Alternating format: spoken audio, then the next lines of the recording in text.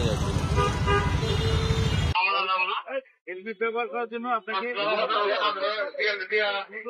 প্রথমত হলো পুলিশি সেবা, এদেশের সেবার মনোভাব নিয়ে আমাদের পুলিশ যেন প্রদান করে, তাদেরকে এই মাইন্ডসেটের জন্য প্রস্তুত করা, তাদেরকে উৎসাহিত করা।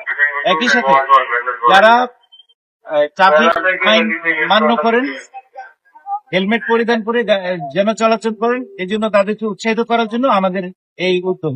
আমরা দেখেছি কেবলমাত্র হেলমেট পরিধান না করার কারণে অনেকগুলো অনাকাঙ্ক্ষিত প্রাণ ছড়ে গেছে। আমরা এই ব্যবস্থা চাই না। আমরা চাই সবাই হেলমেট পরিধান করবেন, নিজে নিরাপদ থাকবেন, নিজের পরিবারকে নিরাপদ রাখবেন।